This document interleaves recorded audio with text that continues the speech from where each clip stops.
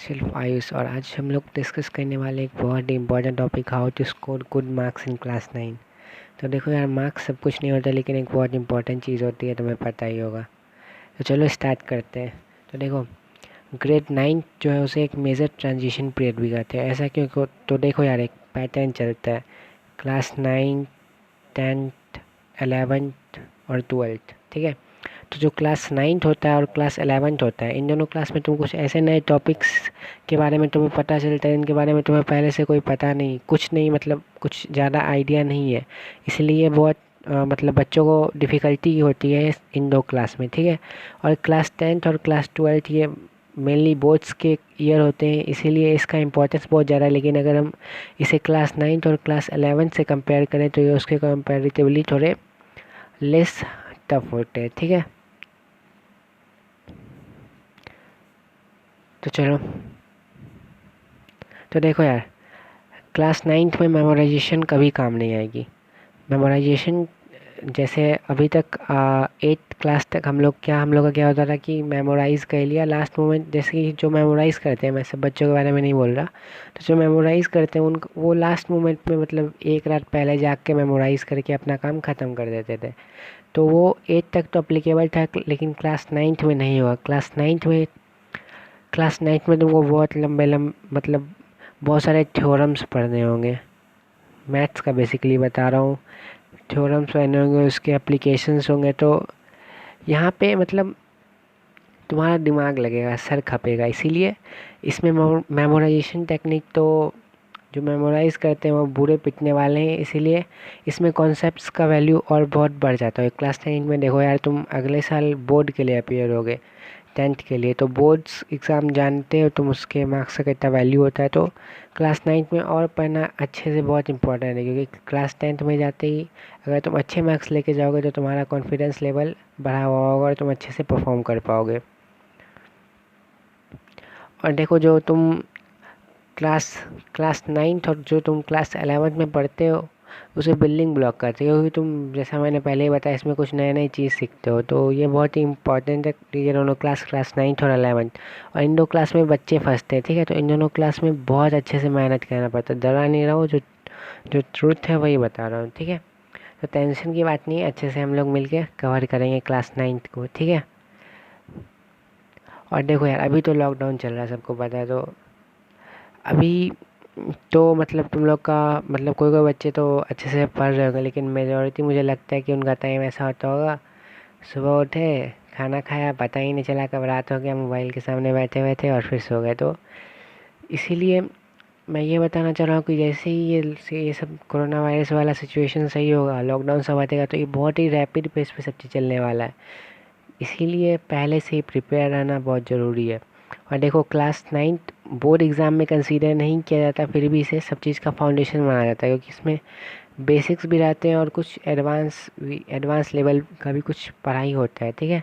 तो मैं आपको इम्पोर्टेंस बता रहा हूँ क्लास 9th का। तो होप तुम समझ गए होगे क्लास 9th क्यों इम्पोर्टेंट है, ठीक है।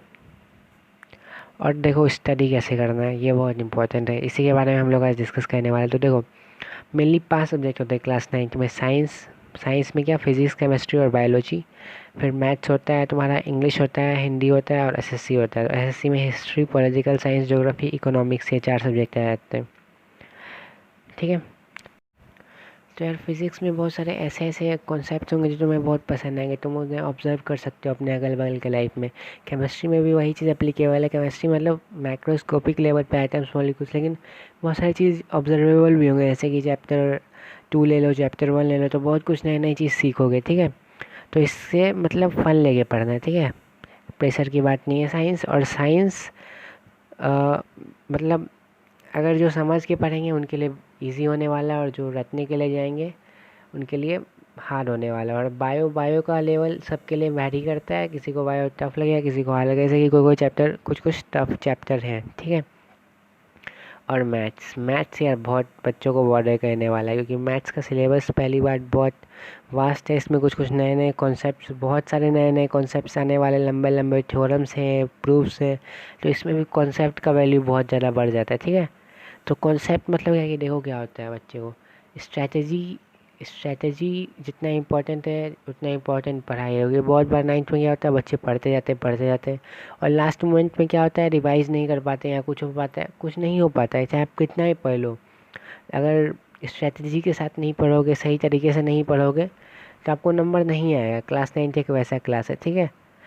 तो इसीलिए स्ट्रैटेजी का इंपॉर्टेंस बहुत बढ़ जाता है और स्ट्रैटेजी का इंपॉर्टेंस मैथ जैसे सब्जेक्ट में बहुत ज़्यादा बढ़ जाता है, ठीक है। तो मैथ्स में यार जितने भी पढ़ रहे हैं, जितना भी आप सिलेबस कवर कर रहे हो, एकदम कॉन्सेप्ट क्लियर होना बहुत ज़रूरी है, ठीक है।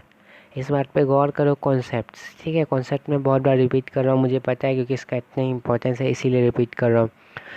और यार देखो, इंग्लिश और हिंदी, तो इंग्लिश और हिंदी ऐसे सब्जेक्ट हैं जो क्लास के साथ साथ, अभी तो क्लास आप लोग के साथ चल रहे होंगे या नहीं चल रहे होंगे लॉकडाउन में, लेकिन इंग्लिश और हिंदी ऐसे सब्जेक्ट हैं जिसको अगर आप रेगुलरली कुछ कुछ टाइम दो तो ये खुद हो जाते हैं, ठीक है। और क्लास 9 के लेवल से अगर मैं अपना एक्सपीरियंस शेयर करूँ तो ये उतने टफ नहीं है। तो इंग्लिश और हिंदी में देखो बच्चे क्या गलती करते हैं कि इनको टाइम बिल्कुल ही नहीं देते हैं और लास्ट मोमेंट पे पढ़ते हैं, तो ये बिल्कुल ही गलत है। क्यों? क्योंकि ये भी आपको 100 मार्क्स देने वाले हैं, ठीक है। 100 मार्क्स आपको इनसे भी मिलेंगे, इंग्लिश और हिंदी ईच से, ठीक है। जितने आपको मैथ से उतने इंग्लिश और हिंदी से भी। तो इसकी भी तैयारी देखो, ये इसमें ज़्यादा टाइम नहीं देना है, लेकिन जितना देना है उतना दो, ठीक है। मतलब राइटिंग प्रैक्टिस करो, आपका मतलब हैंड राइटिंग अच्छा होना चाहिए, ग्रामर स्किल्स अच्छा होना चाहिए, ठीक है। तो इंग्लिश हिंदी बहुत ज़रूरी है। उसके बाद देखो, एसएससी में सोशल साइंस में क्या आता है, आपका हिस्ट्री आता है। तो हिस्ट्री यार देखो, हिस्ट्री में भी समझ के पढ़ना है। हिस्ट्री में समझ के पढ़ो तभी होगा, क्योंकि बहुत बड़ा बड़ा चैप्टर है, ठीक है। तो समझ के पढ़ना बहुत इंपॉर्टेंट है। पॉलिटिकल साइंस में भी सेम चीज़ अप्लीकेबल है। ज्योग्राफी में आपको फैक्ट्स एंड फिगर भी मिलेंगे और समझने वाले चीज़ भी मिलेंगे, ठीक है। तो ज्योग्राफी में जैसे कि कोई कोई हार्ड चैप्टर है, ठीक है।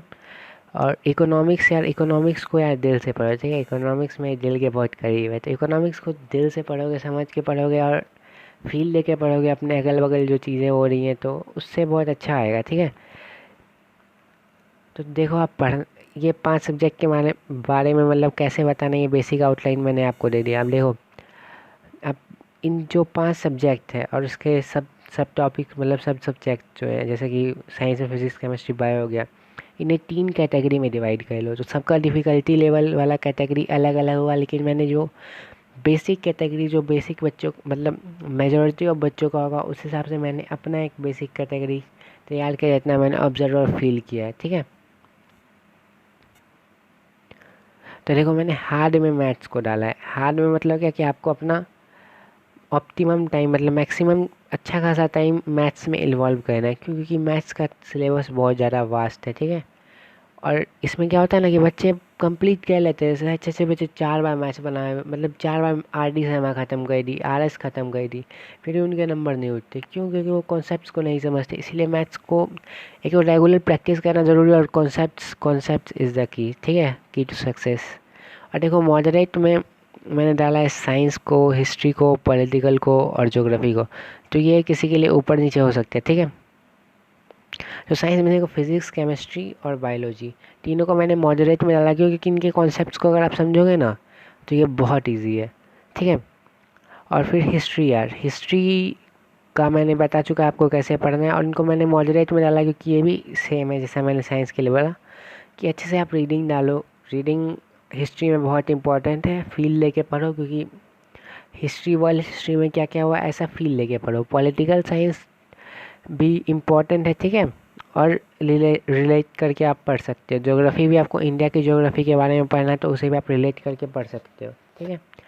और फिर देखो, लास्ट बट नॉट लीस्ट, ठीक है, तो इंग्लिश, हिंदी, इकोनॉमिक्स, ठीक है। तो इंग्लिश, हिंदी, इकोनॉमिक्स को मैंने सबसे कम, मतलब सबसे कम डिफ़िकल्टी लेवल वाले में रखा है, लेकिन ये सबसे लीस्ट नहीं है। क्यों? इसका रीज़न मैंने आपको बता दिया, क्योंकि ये भी आपको सेम अमाउंट ऑफ नंबर दिलवाने वाले हैं, ठीक है। तो इसे भी बहुत अच्छे से पढ़ना है। और देखो यार, बुक्स की बात आती है तो बुक्स में आप मैं मतलब मैथ्स के लिए मैं प्रीफर करता हूँ आर डी शर्मा, ठीक है। तो आर डी शर्मा उन बच्चों के लिए जो ज़्यादा क्वेश्चन सॉल्व करना चाहते हैं। आर एस अग्रवाल उन बच्चों के लिए, आई डी, ठीक है। और आर एस उन बच्चों के लिए जो मतलब जो मतलब थोड़ा स्वीट लेवल क्वेश्चंस होते हैं ना, जैसे स्वीट क्वेश्चन होते हैं, ऐसे वाले क्वेश्चन की अरे यार ऐसे बनना था, तो आर एस में थोड़ा ज़्यादा है। और आई डी में क्या कि धीरे धीरे लेवल बढ़ाया है, ठीक है।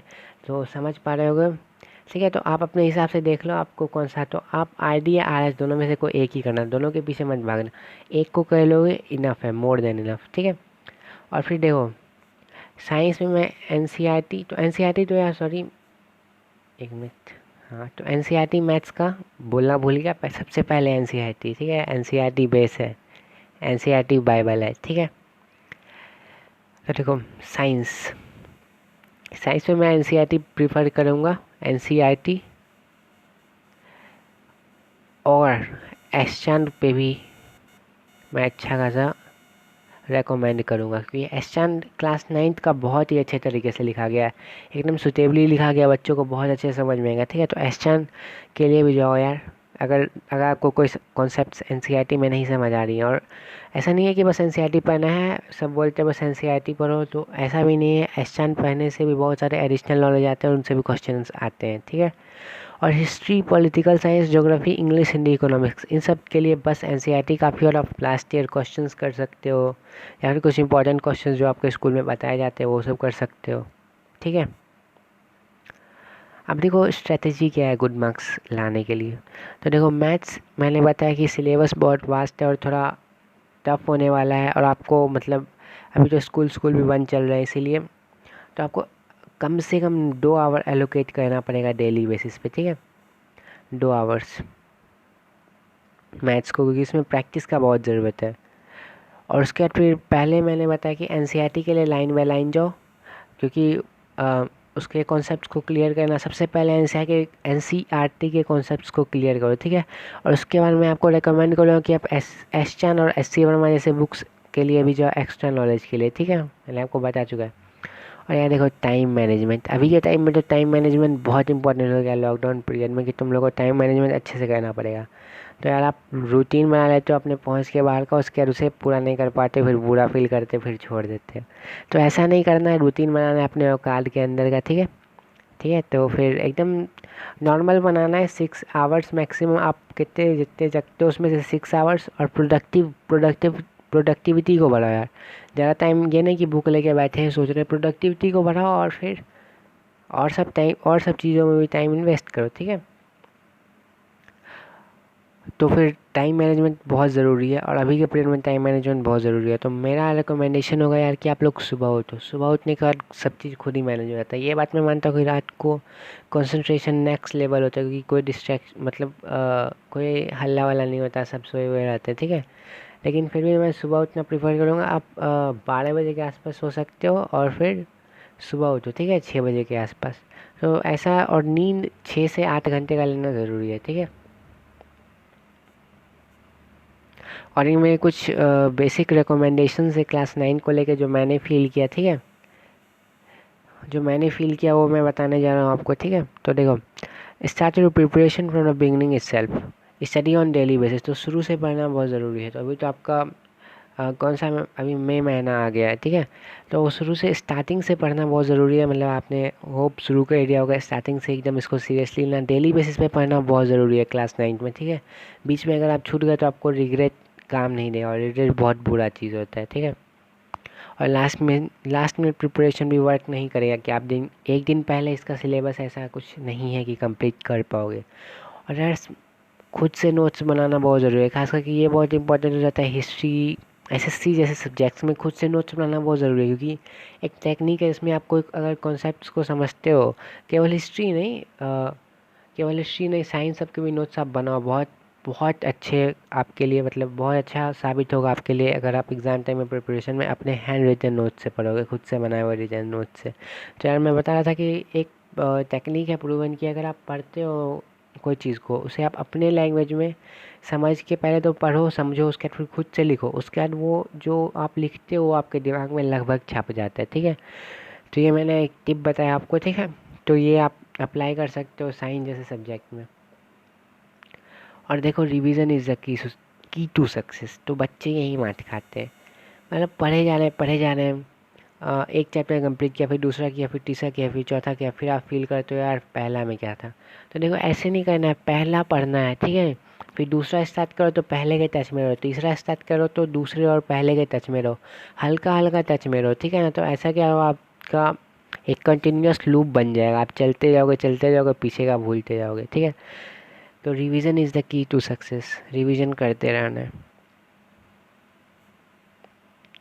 आई थिंक यू सॉरी तो आपको सिंसियरली स्टडी करना है और अपने आप को चीट नहीं करना है, ठीक है। क्योंकि क्लास 9 यार देखो स्टार्ट हो गया, बहुत अच्छे से पढ़ना है, क्योंकि ये बेस है आपका। तो आपको अपने आप को चीट नहीं करना है, आपको खुद आप समझदार बनना है। डिस्ट्रैक्शन आपको पता है, सोशल मीडिया इन सबसे दूर रहना है। और फिर दूर इन द सेंस कि इनका मतलब यूज़ करना है, लेकिन अच्छे तरीके से यूज़ करना है, ठीक है।